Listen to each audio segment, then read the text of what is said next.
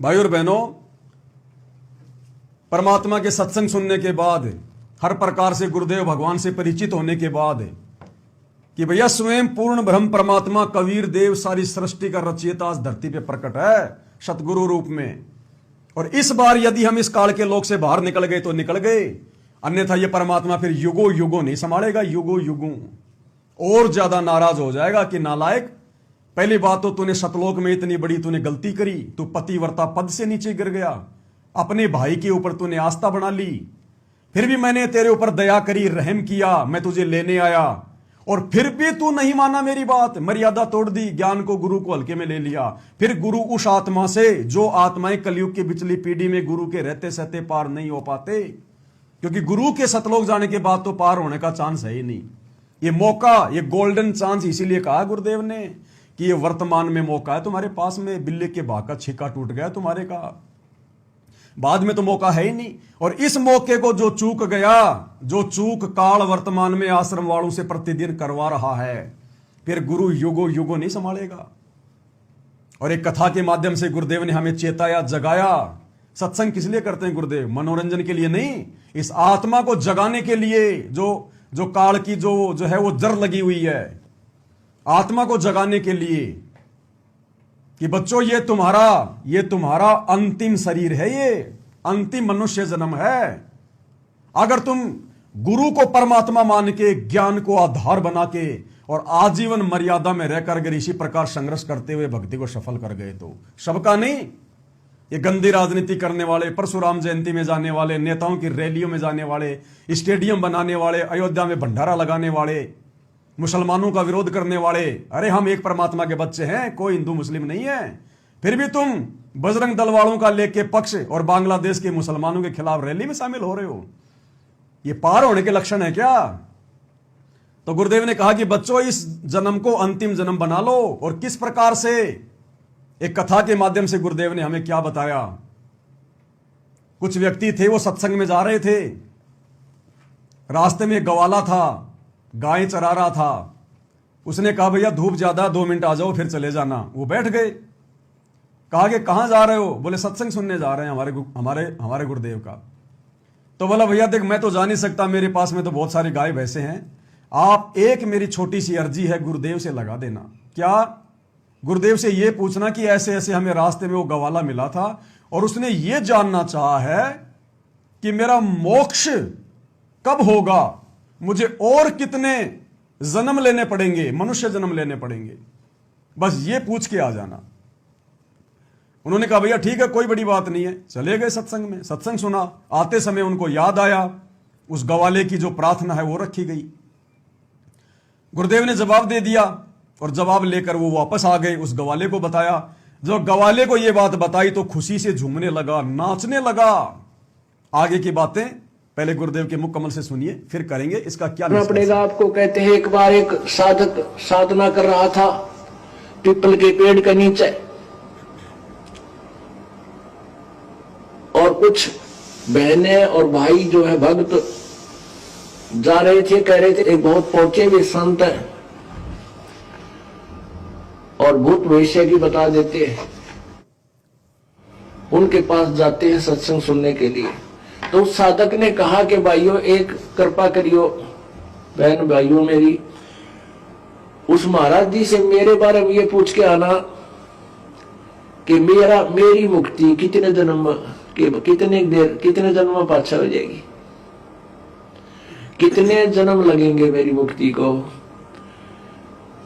तो उन्होंने जाकर बताया तो महात्मा जी ने कहा कि उस साधक को मोक्ष प्राप्ति के लिए इतने जन्म लेने पड़ेंगे जितने पीपल का पाते, जिस वृक्ष के नीचे वो साधना करा उसी के पत्ते जितने हैं इतने जन्म लेने पड़ेंगे उसको, जब उसका मोक्ष होगा। अब उन बहनों और भाइयों ने रास्ता त्याग दिया,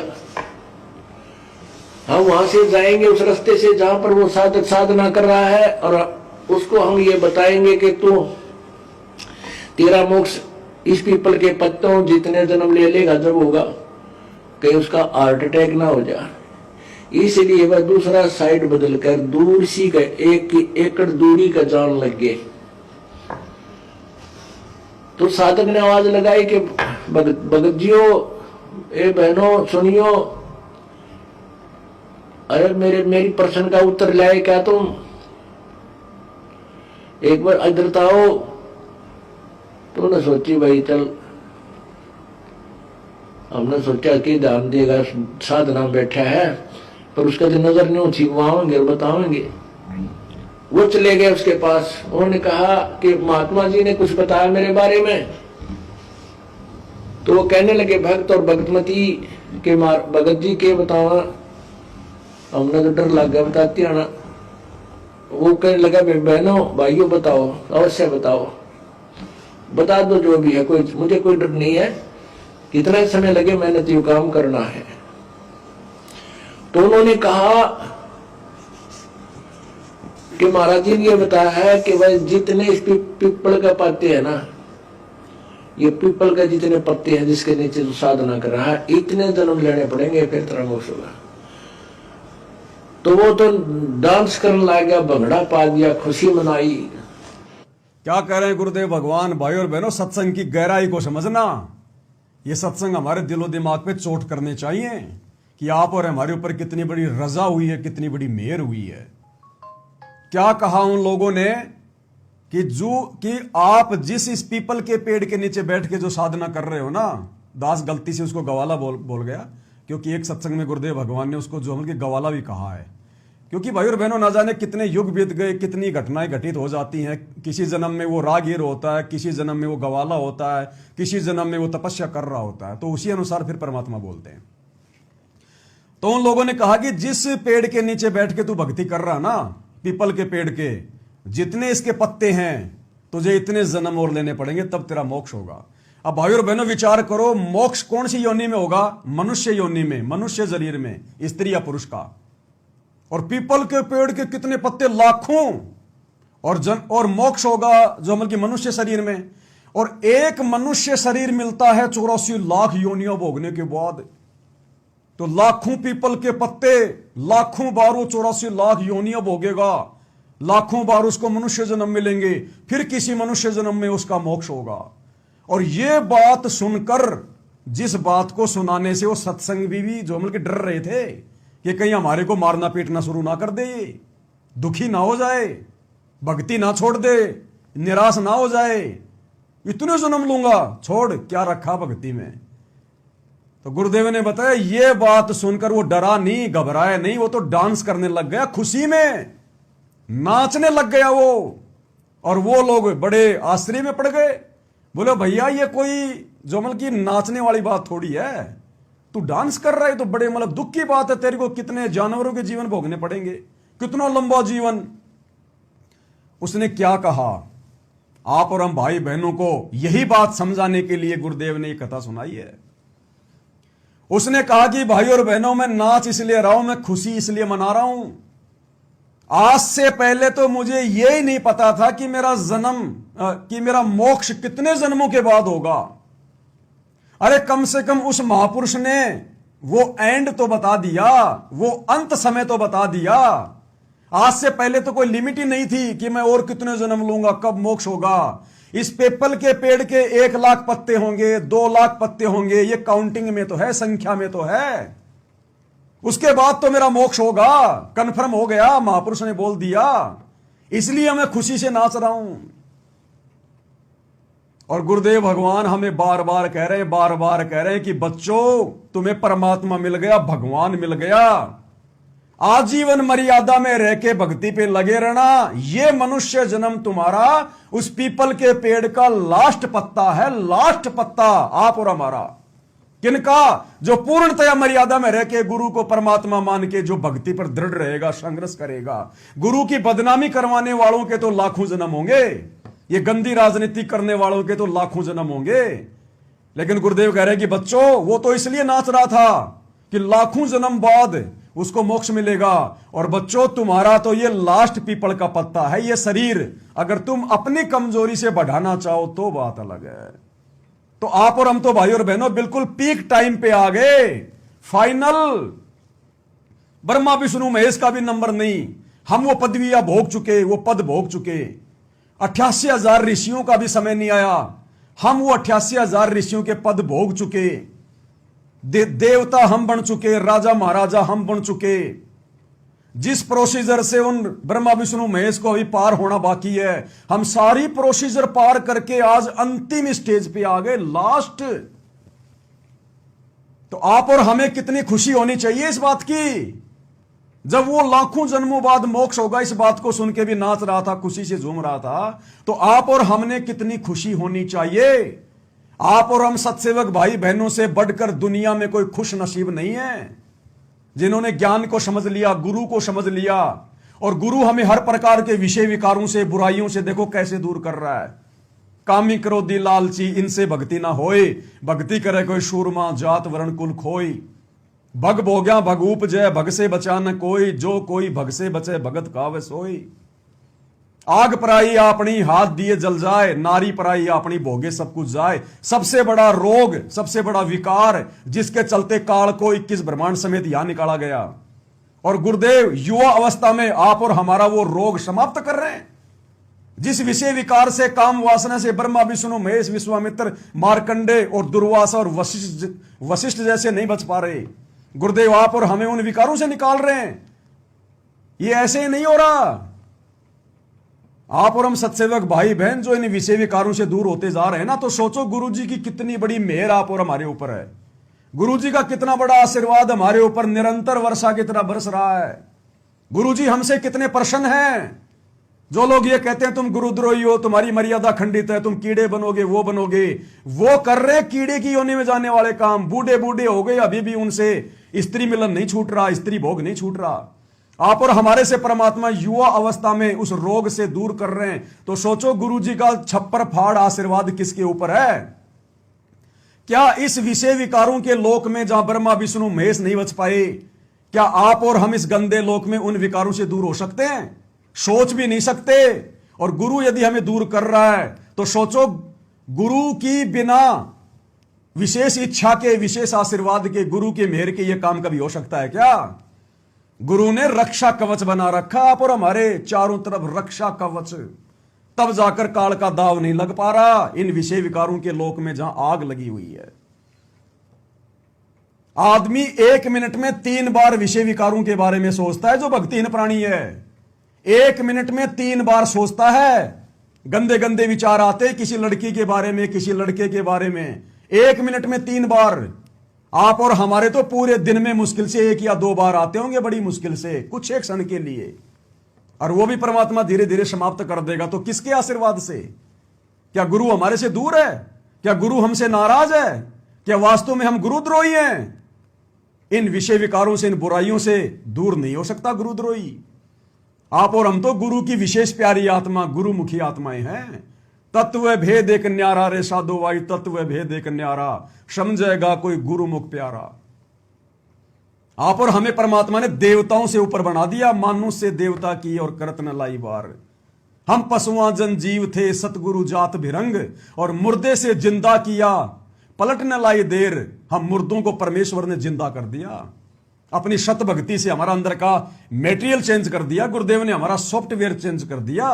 हमारी आत्मा के मैल को हटा दिया। परमात्मा ने हमारे विचारों को चेंज कर दिया। इस महापुरुष के आशीर्वाद के बिना, सत्य पुरुष के आशीर्वाद के बिना, गुरुदेव भगवान की विशेष आशीर्वाद के बिना यह कार्य को शौपन में भी नहीं सोच सकता। जो देवी देवता इन विकारों से दूर नहीं है, और हम विषय विकारों के लोक की जो है वो जड़ में बैठकर हम दूर हो सकते हैं अगर गुरु का आशीर्वाद ना हो तो। वो गुरु के लड़के, गुरु की लड़कियां, गुरु का परिवार, ये बड़े बड़े कोऑर्डिनेटर, खोपड़ी में सफेद बाल आ गए, आज भी ये लोग स्त्री भोग से दूर नहीं है। और दुनिया भर के उल्टे कर्म कर रहे वो अलग हैं, राजनीति, लफंडरबाजी, ये सारी। तो गुरु का आशीर्वाद किस पे है? गुरु की मेहर किस पे बरस रही है? इसलिए भाई और बहनों, आप और हमारे से ज्यादा खुश नसीब, सत्सेवकों से ज्यादा खुश नसीब दुनिया में कोई दूसरा नहीं है। तो वो तो खाली इसी बात को लेकर नाचने लगा, झूमने लगा कि लाखों वर्ष बाद मेरा मोक्ष होगा। अरे हमारा तो इसी जन्म में होगा, 100% होगा, अगर इसी प्रकार से गुरु मर्यादा में रहे, गुरु वचन में रहे। विशेष संदेश में हमें गुरुदेव ने क्या बताया कि बच्चों बस इतना ही करना जितना तुम वर्तमान में कर रहे हो, इसी प्रकार से लगे रहो। गुरु को परमात्मा मान लिया, गीता अध्याय 3 श्लोक 13 के अनुसार भोग लगा रहे हैं। बाहर का खाना पीना छोड़ दिया, विषय विकारों से परमात्मा दूर कर रहे हैं। हम किसी को ठगते नहीं, झूठ नहीं बोलते, चोरी नहीं करते, जारी नहीं करते, राग द्वेष नहीं करते, अपना सीधा आते हैं सीधा जाते हैं, अपनी भक्ति करते हैं, फालतू का कोई आडंबर नहीं, कोई दिखावा नहीं, कोई पाखंड नहीं, कोई अभिमान नहीं, कोई घमंड नहीं। और क्या चाहिए फिर गुरु को मोक्ष के लिए? तो गुरु ने कितनी बड़ी रजा बख्शी हुई आप और हमारे ऊपर। तो गुरु तो आप और हमारे साथ है, आप और हमारे ऊपर गुरु छप्पर फाड़ प्रसन्न है। अरे बोलने को तो दुनिया हमारे गुरु को भी देशद्रोही बोल रही है, हम मान लेंगे क्या देशद्रोही है? तो उन मूर्खों के कहने से, आश्रम वालों के कहने से कि हम गुरुद्रोही हम मान लेंगे क्या? वो हमें सर्टिफिकेट देंगे क्या? कौन गुरुमुखी है, कौन गुरुद्रोही है? गुरु का ज्ञान इसका निर्णय करेगा। जो गुरु के वचन पे चल रहा है उससे पता चलेगा ये सब कुछ। तो क्या कहा गुरुदेव भगवान ने? भाई और बहनों, विचार करना इस बात पे। नाचर को डैनो बोला जय हो जय हो।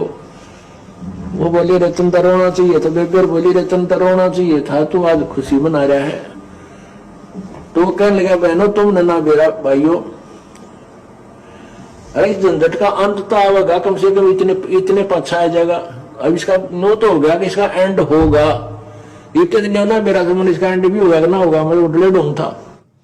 तो पुण्यात्मा उसने जब इतना सब्र कर लिया तो तुम नहीं भी इतना भी करना पड़ेगा। इस जन्म में ना अगले में, अगले में ना अगले में पार हो जाओगे। अगर सच्चे लगन से अंतिम श्वास तक केवल एक ही साधना और इसी परमेश्वर में और इस दास में श्रद्धा रही, यदि बाद में तुम कई ऐसे अनाड़ी और कर्महीन इंसान होते हैं, घर में थोड़ा सा सुख हो जाता है, गुरु जी को त्याग देते हैं, कहते भक्ति यही कर लेंगे, हम क्या फर्क पड़ा है? नहीं, परमात्मा कहते हैं कि मम संत मुझे जान मेरा ही स्वरूपम, मेरे संत को मेरा ही स्वरूप जानो। और उसके प्रति जो तुम्हारी प्रतिक्रिया है, अगर उससे तुम्हारा विक्षेप है तो मेरे से हो गया वो। अगर तुमने गुरु जी से किसी भी पॉइंट से विक्षेप कर लिया, किसी भी पॉइंट से आप उसे नाराज होकर दूर चले गए, तो मेरे से नाराज हो गए तुम। फिर यहां आ लिए तुम याद को बात देखो। तो ऐसे हमने अपनी श्रद्धा बनानी है अंतिम श्वास तक उस परमात्मा के पाने की। अब भाई और बहनों, विचार करना सतगुरु के शब्दों पर। सतगुरु कोई भी शब्द निकालेगा ऐसे वैसे नहीं निकालेगा, एक गहरा अर्थ होता है। क्या कह रहे हैं गुरुदेव भगवान कि बच्चों अगर पूर्णतया मर्यादा में रहोगे तो इसी जन्म में तुम्हारा मोक्ष है, नहीं तो अगला जन्म, नहीं तो अगला जन्म। यानी एक दो जन्म। एक दो जन्म क्यों कहा गुरुदेव ने? क्योंकि अभी गुरुदेव भगवान रहेंगे। एक औसत जो आयु होती है एक इंसान की, वो भूमिका गुरुजी करेंगे। जब 650 साल पहले परमात्मा 120 साल रह के गए, आप और हमारे दादा गुरुजी 118-20 साल रह के गए, तो ये तो स्वयं पूर्ण परमात्मा है। हो सकता है 150 साल भी रह जाए, 200 साल भी रह जाए। तो गुरुदेव भगवान ने एक दो जन्मों की बात क्यों कही? क्योंकि मान लो वर्तमान में हमारी उम्र हो रही है 40 साल, किसी की 50, तो किसी की 60, तो किसी की 70, तो तुरंत उसका शरीर छूटेगा, दोबारा से उसको मनुष्य जन्म मिलेगा। तो फिर वो अपने गुरु की शरण में आ जाएगा, क्योंकि गुरु उस समय तक धरती पर रहेगा। फिर वो गुरु से नाम ले लेगा, गुरु से उपदेश ले लेगा, ज्ञान को समझ लेगा, और अंत तक यदि मर्यादा में रहेगा तो मोक्ष हो जाएगा। अगर किसी सत्सेवक के घर में पैदा हो गया तो उसका मोक्ष हो जाएगा, जिसने गुरु के रहते सहते नाम दीक्षा ले ली। एक बार गुरु यहां से चला गया, और जिसने गुरु से पहले नाम दीक्षा ले रखी है, अगर अंत तक मर्यादा में रहेगा तो पार होगा। अगर मर्यादा टूट गई और गुरु भी चला गया, फिर वो उम्मीद ना करना मोक्ष की। तो भाइयों और बहनों, यह भी मूर्खता है अगले जन्म की सोचना, अगले जन्म की सोचना। भगत का केवल एक ही टारगेट होना चाहिए, अगला जन्म नहीं प्रभु, अगला जन्म नहीं, इसी जन्म में सिर धड़ की बाजी लगा देनी है। जिसने अगला जन्म सोच लिया कि इस जन्म में नहीं तो अगले जन्म में हो जाएंगे, तो अगले जन्म में क्या करेगा? फिर वो सोचेगा अगले जन्म में हो जाएंगे, और फिर हो जाएंगे उसके जन्म हजारों यहां पर, हो लिया फिर उसका मोक्ष। तो गुरुदेव के जाने के बाद मोक्ष नहीं है, अभी परमात्मा रहेंगे धरती पर। आप और हम जो सत्सेवक भाई बहन हैं, हमने तो गुरुदेव के रहते सहते शरीर छोड़ के जाना है। हमने ये नहीं सोचना कि, हमने केवल यही सोचना है कि परमात्मा आपके रहते सहते हमारी मृत्यु हो, हमारा शरीर छूटे। आपके रहते सहते परमात्मा हम यहां से निकलें। आप और हम भगत भाई बहनों का जिनकी उम्र 40-50 साल हो रही है, उनका केवल एक ही टारगेट होना चाहिए। इसलिए परमात्मा इतना जोर लगा रहे हैं और अपने दासों के माध्यम से लगवा रहे हैं कि किसी तरह से ये आत्मा का मन यहां से उखड़ जाए। तो गुरुजी ने 1-2 जन्मों की बात कही है, तो 1-2 जन्मों तक तो गुरुजी रहेंगे। तब तक तो जितनी भी आत्माएं गुरुदेव के धरती पर रहते सहते जन्म प्राप्त करेंगी, उनसे उपदेश ले लेंगी, और यदि आजीवन मर्यादा में रहेंगी गुरुजी के सतलोक जाने के बाद भी, तो ही पार हो पाएंगे, नहीं तो नहीं होंगे भाई। अरे जब लेने वाला आ रहा है और हम उस समय जाने को तैयार नहीं, तो जब लेने वाला वापस चला जाएगा फिर कौन जाएगा? कहां जाओगे? किस रास्ते जाओगे? बोला वो तो गुरुजी सतलोक में बैठे बैठे भी ले लेंगे। फिर गुरुजी को नीचे आने की जरूरत क्या थी? सतलोक में बैठे बैठे ले लेते सबको। फिर क्यों गुरुजी आके जेल में बैठा, इतना यहां पे दुख भोग रहा है, कष्ट भोग रहा है हम नीचों के लिए? सतलोक में बैठा बैठा ही ले लेता गुरुजी, क्योंकि सतलोक में बैठा बैठा तो हमको यहां नीचे भेजा था 21 ब्रह्मांड सहित। फिर गुरु को आने की जरूरत क्या पड़ गई? क्योंकि गुरु आएगा, बताएगा, मेहनत करेगा, समझाएगा, आत्मा को जगाएगा, और जो आत्मा साथ चलने को तैयार हो जाएगी उसी को लेके जाएगा। बाकी भैया फिर काल का डमडमा भी तो चलाना है गुरुजी ने। अरे वर्तमान में जो पार नहीं होंगे, जो भक्ति करेंगे, इसी भक्ति से तो फिर ये 33 करोड़ देवी देवता बनेंगे, ब्रह्मा विष्णु महेश बनेंगे, 9 नाथ 84 सिद्ध बनेंगे, 12 करोड़ जो है वो ब्राह्मण बनेंगे। काल की व्यवस्था को यही भगत तो चलाएंगे जो गुरुजी के रहते सहते पार नहीं होंगे, क्योंकि भक्ति उनकी खूब हो जाएगी, पार हो नहीं पाएंगे। फिर काल का 21 ब्रह्मांड कौन चलाएगा? यही नालायक चलाएंगे। अब गुरु की इस बात को सत्य साबित करने के लिए गुरुदेव ने ही खुद अनेकों सत्संगों में जिक्र किया इन बातों का कि इस दास के जाने के बाद मोक्ष नहीं। बहुत सारे सत्संग तो दास आपको सुनाता ही है, जिसमें गुरुदेव ने कह दिया कि बच्चों इस दास के जाने के बाद यह भक्ति समाप्त हो जाएगी, और इस दास से पहले यह भक्ति नहीं थी, और वास्तव में नहीं थी। और गुरुदेव के जाने के बाद भक्ति समाप्त, यानी भक्ति तो चलेगी, हजारों साल चलेगी, ये मार्ग चलेगा, लेकिन मोक्ष का दरवाजा बंद हो जाएगा। और एक सत्संग में गुरुदेव ने कह दिया कि मेरे जाने के बाद में यहां पर मंदिर बनाएंगे, मेरे नाम की मंडी बनाएंगे, फिर क्या मिलेगा? यहां पे टट्टू मिलेगा। तो स्पष्ट हो गया ना कि गुरुजी के जाने के बाद मोक्ष नहीं है। क्या कहा गुरुदेव ने? कि मेरे जाने के बाद यहां पर बिघन तार देंगे, यहां पर मंडी बनाएंगे, मेले लगेंगे मेरे नाम के, लेकिन मेरे जाने के बाद क्या मिलेगा? टट्टू मिलेगा। क्या जैसे डॉक्टर मर गया उसके बाद फिर क्या मिलेगा? इलाज होगा? नहीं होगा। इसका मतलब गुरुजी के रहते सहते मोक्ष है? फिर नहीं है। और एक सत्संग और सुना देते हैं आज आपको गुरुदेव भगवान का, जिसमें गुरुदेव ने स्पष्ट कर दिया कि इस दास के जाने के बाद में यह दुनिया मेरी झूठी महिमा करेगी। बताओ कितनी बड़ी बात कह दी गुरुदेव ने कि इस दास के जाने के बाद यह दुनिया फिर मेरी झूठी महिमा करेगी, फोकट की महिमा। इसका मतलब गुरुजी के सतलोक जाने के बाद में दुनिया खाली झूठी महिमा करेगी, फोकट महिमा चलेगी। गाए जाओ शब्द, गाए जाओ तीनों समय की आरती, मोक्ष नहीं होना फिर। इसलिए गुरुजी कह रहे मेरे जाने के बाद ये दुनिया मेरी झूठी महिमा करेगी, फोकट की महिमा, क्योंकि गुरु धरती पे है ही नहीं। महिमा किसकी कर रहा है तू? प्रश्न किसको करेगा तू? तेरे सामने है ही नहीं गुरु, टीचर सामने है ही नहीं, तुझे पढ़ाएगा कौन? पास कैसे होगा?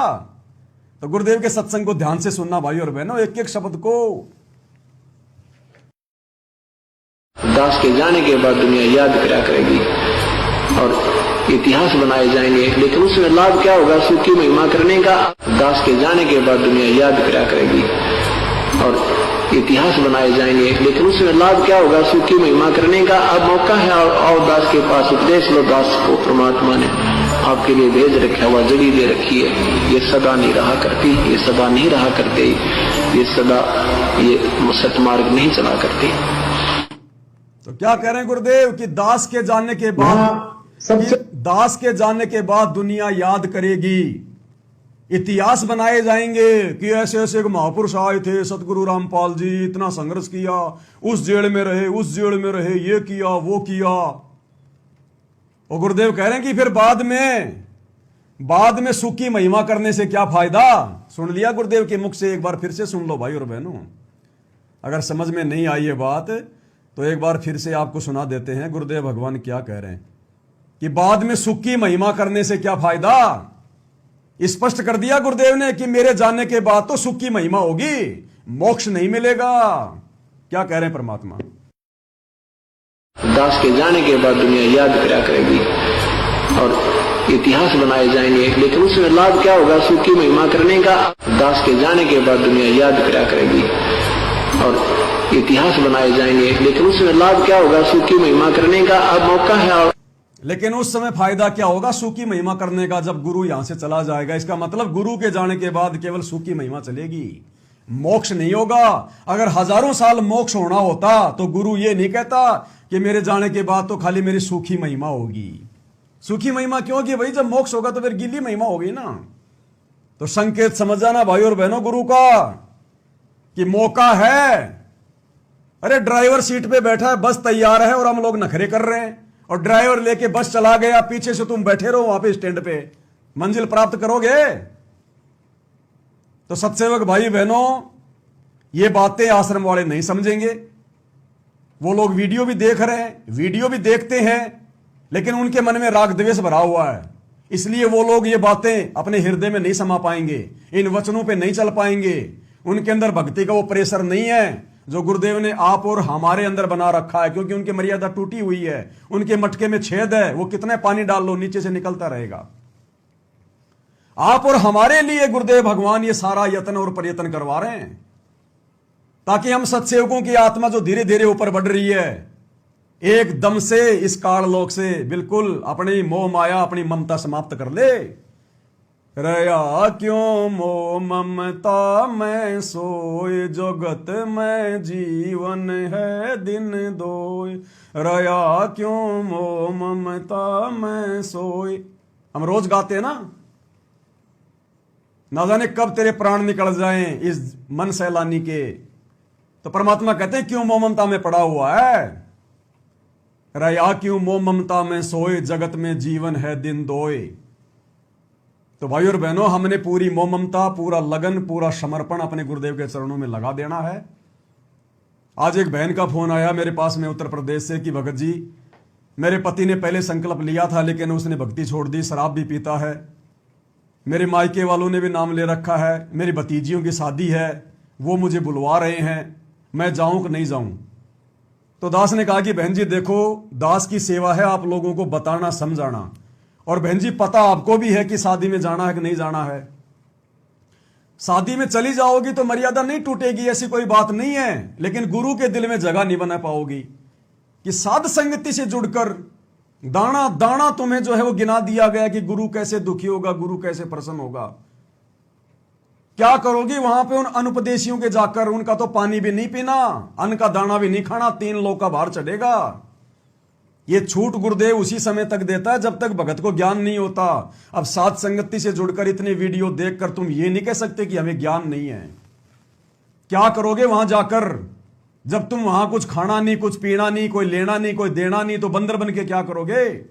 खुद की बेइज्जती करवाओगे, अपने गुरु की बेइज्जती करवाओगे कि देखो रामपाल की चेली बैठी है, पता नहीं क्या पाठ पढ़ा दिया, ना खाती ना पीती, ना तुम वहां भजन कर पाएगी शोर शराबे में, और अपने गुरु को नाराज करेगी। वो उल्टा इससे अच्छा अपने माँ बाप को नाराज कर दे। असली माँ बाप मिल गए, तमेव माता च पिता तमेव। तो देखो बहन के ऊपर है भाई, किसी को दबाव नहीं दे सकते। हमारा बाप नहीं दे रहा तो हम कैसे दें? ज्ञान आधार से समझा सकते हैं, हमारा यहां कोई नहीं है। आपने कल के सत्संग में सुना, गुरुदेव ने कहा कि ये रिश्तेदार जब तुम हैंड टू माउथ हो जाओगे ना, तुम्हारा मुंह देख के राजी नहीं, अपने दरवाजे पे देख के राजी नहीं, जिनके पीछे आजम इतने फूल रहे हैं, लट्टू हो रहे हैं। तो भाई और बहनों, अपने गुरुजी के भगत वाले जीवन को देख के आप और हम भक्ति सफल कर सकते हैं। अरे मायका गुरुजी के भी था, छोड़ दिया उस परिवार को 1995 में। ससुराल गुरुजी के भी है। कभी सुना आपने सन 1994 के बाद से कभी गुरुजी अपने ससुराल में गए हों? यार दोस्त रिश्तेदार पहले गुरुजी के भी थे, रिश्तेदारियां गुरुजी की रिश्तेदारी में भी होती थी। क्या गए कभी गुरुजी? गुरु वाले भगत वाले जीवन को जिसने देख लिया, समझ लिया, भैया वो सफल होगा। बिल्कुल मरना पड़ेगा समाज की ओर से, जगत की ओर से, रिश्तेदारों की ओर से, दुनिया वालों की ओर से। उनको खुश करते करते असंख्य जन्म हो गए, गधे कुत्ते बने हम। अब इस परमात्मा को खुश करना पड़ेगा, एक ही जन्म में मोक्ष कर देगा।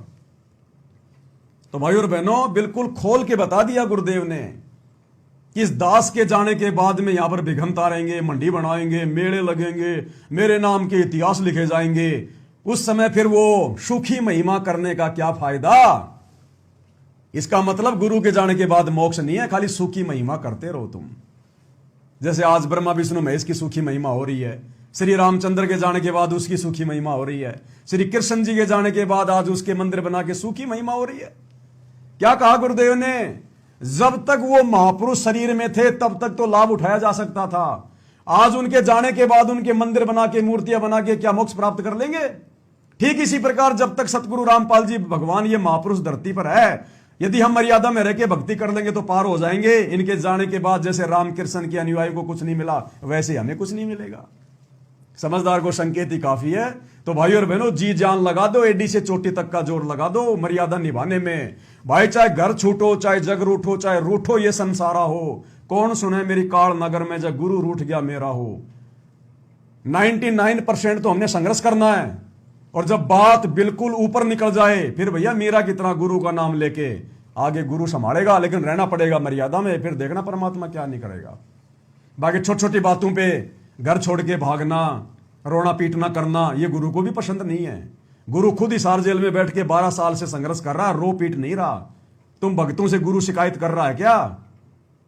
उल्टा हमारा मनोबल बढ़ा रहा है गुरु। तो हमने अपने गुरु के जीवन से शिक्षा लेनी चाहिए। वो संघर्ष तो हम लाख जन्म में नहीं कर सकते। तो बताओ फिर छोटी छोटी बातों के लिए क्यों घर छोड़ना, क्यों भागना, क्यों जो है नाराज होना, भक्ति छोड़ना? तो शिक्षा लो गुरु से। अगर तुम गुरु के बन जाओगे तो गुरु तुम्हारे सामने आके खड़ा हो जाएगा, कदम कदम पे तुम्हारा साथ देगा। बाकी भैया भगत की परीक्षा लेने के लिए छोटे मोटे उतार चढ़ाव तो भैया भगत के जीवन में अंत तक आएंगे। अगर भगत के जीवन में परेशानी आनी बंद हो गई, दुख आने बंद हो गए, हम भक्ति नहीं कर पाएंगे। इसलिए भगवान कहते हैं सुख के माथे पत्थर पड़ो जो नाम हृदय से जाए, और बलिहारी उस दुख के ऊपर जो पल पल नाम रटाए। तो भाई और बहनों, कहने को तो बहुत कुछ है, ये तो सतगुरु की महिमा है। 7 समुद्र की मसीह करूं, लेखनी करूं बन राय, और सब धरती का कागज करूं, पर सतगुरु की महिमा लिखी ना जाए। तो भाई और बहनों, आप और हम जीव हैं, हमारी एक लिमिट है, मेरी बोलने की लिमिट है, आपकी सुनने की भी एक लिमिट है। तो परमेश्वर के आशीर्वाद से आज की वीडियो में केवल इतना ही। गुरुदेव भगवान हम सबको आज्ञा दें, आशीर्वाद दें, इजाजत दें, हमारा मार्गदर्शन करें, हमें काल के जाल में फंसने से बचाएं गुरुदेव भगवान। इसी उम्मीद के साथ हम सभी गुरुदेव भगवान के चरणों में लगे रहें। बंदी छोड़ सतगुरु रामपाल जी परमेश्वर जी की जय हो।